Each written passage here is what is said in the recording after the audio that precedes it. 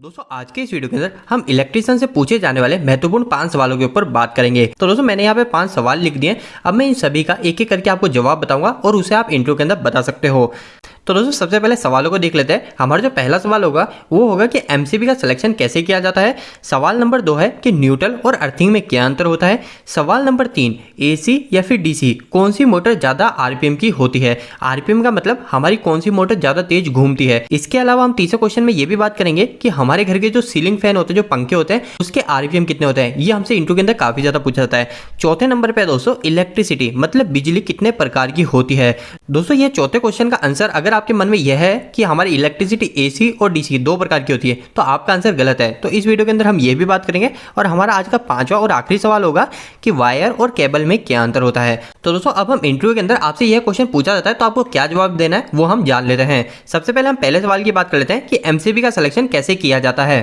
तो आपको यह जवाब देना है कि सबसे पहले हम एमसीबी के पोल को चेक करते हैं। दोस्तों एक चीज ध्यान रखिएगा, हमारे जब बिल्डिंग इलेक्ट्रिशियन का इंटरव्यू होता है, जो हमारे बिल्डिंग के अंदर काम करते हैं उनका जब इंटरव्यू होता है ना, तो उस समय काफी ज्यादा छोटी छोटी चीजों को भी ध्यान रखना पड़ता है। अगर हम इन लाइन को नहीं बोलते हैं तो हमारा इंप्रेशन काफी खराब बनता है। क्योंकि दोस्तों हम सभी को पता है अगर एक फेस और एक न्यूट्रल की लाइन है तो हम वहां पे 4 पोल की एमसीबी नहीं लगाएंगे। तो सबसे पहले हमको क्या करना है, सबसे पहले हम पोलों की संख्या को चेक करेंगे कि हमको सिंगल पोल की एमसीबी लगानी है, 2 पोल की लगानी, 3 पोल की या 4 पोल की, वो हमको चेक करना है।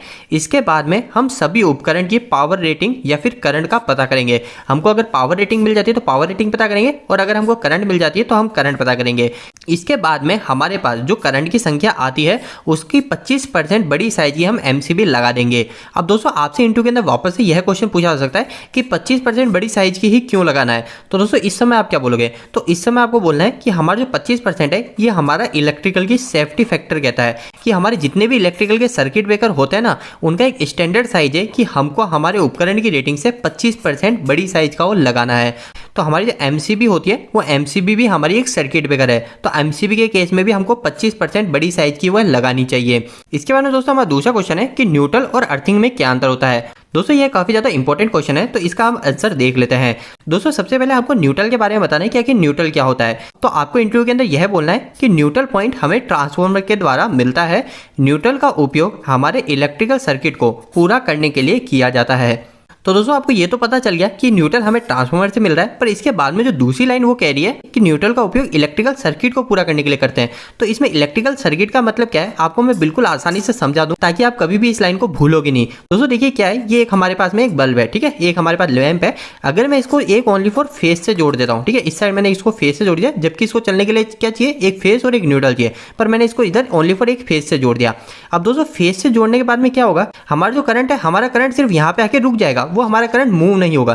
करंट मूव करने के लिए क्या होगा, अगर हम यहाँ पे न्यूट्रल को जोड़ देंगे तो करंट हमारा इस तरफ ऐसे बहने लग जाएगा। तो आपको इस चीज का ध्यान रखना है, करंट को हमेशा बहने के लिए एक रास्ता चाहिए होता है। तो हमारा जो न्यूट्रल है वो न्यूट्रल यही काम करता है। न्यूट्रल हमारा करंट को रास्ता देने का काम करता है। न्यूट्रल का उपयोग हमारे इलेक्ट्रिकल सर्किट को पूरा करने के लिए किया जाता है।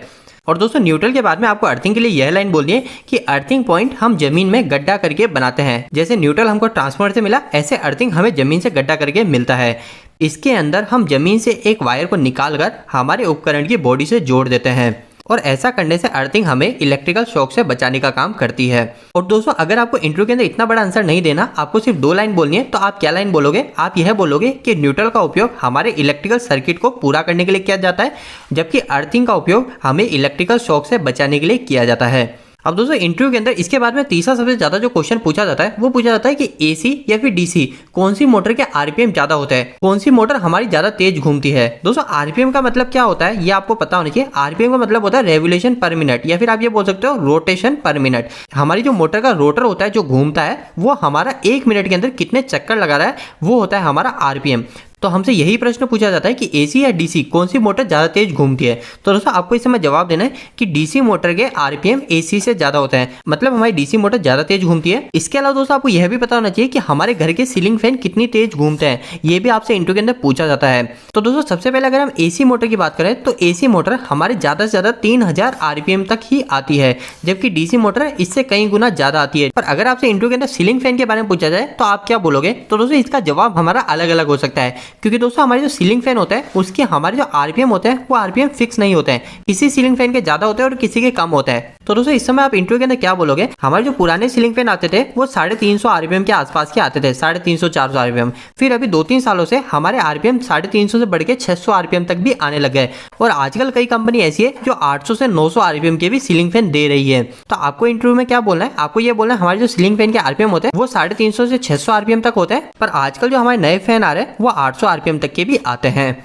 तो दोस्तों अब हमारे पास 2 सवाल और बच गए। चौथा सवाल है कि हमारी बिजली कितनी प्रकार की होती है, और 5वां सवाल वायर और केबल में क्या अंतर होता है। तो दोस्तों पहले चौथे सवाल की बात कर लेते हैं।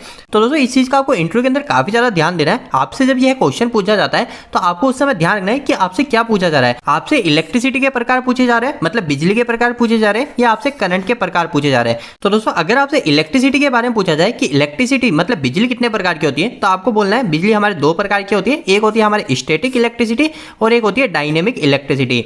दोस्तों स्टैटिक और डायनेमिक क्या है, इसको हिंदी में क्या बोलते हैं, तो स्टैटिक को बोलते हैं हमारे स्थिर बिजली। स्थिर बिजली कौन सी है, हम सभी को पता है। हम बचपन के अंदर क्या करते थे, ये पेन होते थे, इस पेन को बालों में रगड़ते रहे और छोटे छोटे कागज के टुकड़ों के पास ले जाते थे, और वो कागज के टुकड़े हमारे इस पेन में आके चिपक जाते थे। तो वो जो बिजली होती थी वो होती थी हमारी स्थिर बिजली, उसको हम कहीं भेज नहीं सकते थे, तो इसलिए इसको बोलते थे ये एक ही जगह पे रहती है, ये स्थिर बिजली कहलाती है। इसके बारे में दोस्तों दूसरी बिजली का जो प्रकार है वो है डायनेमिक इलेक्ट्रिसिटी, जिसको हम करंट इलेक्ट्रिसिटी भी बोलते हैं। इसका मतलब होता है दोस्तों गतिशील, हिंदी के अंदर बोलते हैं गतिशील बिजली। इस बिजली को हम वायर के माध्यम से एक जगह से दूसरी जगह भेज देते हैं। तो हम सभी को पता है अभी हम जो उपयोग में लेते हैं वो लेते हैं करंट इलेक्ट्रिसिटी, मतलब डायनेमिक इलेक्ट्रिसिटी।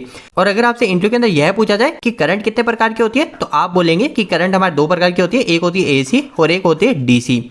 तो दोस्तों अब हम आज के आखिरी सवाल की बात कर लेते हैं कि वायर और केबल में क्या अंतर होता है। दोस्तों ये इंटरव्यू के अंदर काफी ज्यादा पूछा जाता है और इसके जवाब में काफी जने कंफ्यूजन में भी रहते हैं। तो इस क्वेश्चन में आपको क्या जवाब देना है वो हम जान लेते हैं। तो दोस्तों आपसे वायर और केबल में अंतर पूछा जाए तो आपको यह जवाब देना है कि जब किसी कंडक्टर मतलब चालक पर किसी प्रकार का इंसुलेशन नहीं चढ़ा होता है तो वह तार कहलाता है, और केबल के लिए आपको यह कहना है जब किसी तार को इंसुलेटेड कर दिया जाता है तो वह केबल कहलाती है। इसको दोस्तों और अच्छे से समझा देते हैं और हम एग्जाम्पल की भी बात कर लेंगे कि तार के अंदर क्या एग्जाम्पल आते हैं और केबल के अंदर क्या एग्जाम्पल आते हैं। तो दोस्तों देखिए मेरे पास में 3 चीजें हैं। नंबर 1 ये एक पतला सा वायर है, नंबर 2 एक ये है, और एक नंबर 3 ये हमारी केबल है। अब दोस्तों देखिए इनमें फर्क क्या है, किसको केबल बोलेंगे और किसको तार बोलेंगे। तो दोस्तों जैसा कि हमारे परिभाषा में लिखा है कि ऐसा कंडक्टर जिसके ऊपर कोई भी इंसुलेशन नहीं चढ़ा होता है। तो दोस्तों ये जो है इसके ऊपर कोई भी इंसुलेशन नहीं है, तो यह जो है ये कहलाएगा हमारा तार। अब दोस्तों इसके बाद में ये जो है ये भी हमारे कई तारों को मिलकर बनाया गया है, तो क्या इसको हम केबल बोलेंगे? नहीं दोस्तों, हमारी परिभाषा यह कहती है अगर इस पे भी इंसुलेशन नहीं चढ़ा हुआ है तो ये भी हमारा तार कहलाएगा। अब दोस्तों तीसरी जो चीज है ये है कि हमारी जो तार है इस तार के ऊपर हमको इंसुलेशन चढ़ा दिया गया है। ये जो लाल लाल है ये लाल लाल इंसुलेशन है। तो हमारी परिभाषा में भी यही लिखा है जब किसी तार को इंसुलेटेड कर दिया जाता है तो वह केबल कहलाती है। तो ये जो है ये हमारी केबल कहलाएगी और ये दोनों जो है ये हमारे तार कहलाएंगे। तो दोस्तों तार के प्रकार कितने होते हैं? तार हमारे 2 प्रकार के होते हैं और केबल तो कई प्रकार की होती है। तार 2 प्रकार के कैसे होते हैं? तो एक तो होता है हमारा सॉलिड वायर, ठीक है, वायर को ही हम हिंदी में तार कहते हैं। तो एक होता है हमारा सॉलिड वायर और दूसरा होता है हमारा स्ट्रैंडेड वायर। अब दोस्तों ये दोनों में फर्क क्या है? तो सॉलिड जो है ये हमारा सॉलिड कहलाएगा, पर ये जो वायर है ये वायर कहलाएगा हमारा स्ट्रैंडेड वायर, क्योंकि ये हमारे कई सारे पतले पतले वायर से मिलकर बना हुआ है। तो दोस्तों उम्मीद है कि आज के इस वीडियो के माध्यम से आपको कुछ बेहतर जानकारी मिली होगी। दोस्तों इस वीडियो खत्म करने से पहले आपके लिए काफी महत्वपूर्ण सोचना है। दोस्तों अगर आप कहीं पे इलेक्ट्रिकल या फिर मैकेनिकल फील्ड की पढ़ाई या फिर जॉब कर रहे हैं तो हमने एक वेबसाइट स्टार्ट करी है जिसका नाम है www.engineeringdost.com। दोस्तों इस वेबसाइट पे आपको काफी अच्छे हिंदी में इलेक्ट्रिकल और मैकेनिकल से जुड़े आर्टिकल मिलेंगे। और दोस्तों आपको यहाँ पे जो भी आर्टिकल मिलेंगे वो इतने आसान शब्दों में होंगे कि यहाँ पे कोई 8वीं या 10वीं क्लास के लड़के भी जाकर इनको पढ़ते हैं वो भी अच्छे से इलेक्ट्रिकल और मैकेनिकल को समझ जाएंगे। तो दोस्तों एक बार हमारी वेबसाइट से जरूर जुड़िए। इसके लिए आप गूगल पे जाकर सर्च मार सकते हो इंजीनियरिंग दोस्त। और दोस्तों आपको वेबसाइट कैसी लगी प्लीज हमें वहां पे कमेंट बॉक्स में कमेंट करके जरूर बताइएगा। दोस्तों आपको यह वीडियो कैसा लगा, इस वीडियो को लाइक करके जरूर बताएं। अगर आपका कोई भी सवाल इस वीडियो के प्रति या फिर इलेक्ट्रिकल से जुड़ा तो आप मुझे नीचे कमेंट बॉक्स में कमेंट करके पूछ सकते हैं। इलेक्ट्रिकल वीडियो अगर आप हिंदी में देखना पसंद करते हैं आज हमारे चैनल को सब्सक्राइब कर लीजिए। आज के लिए इतना ही, धन्यवाद।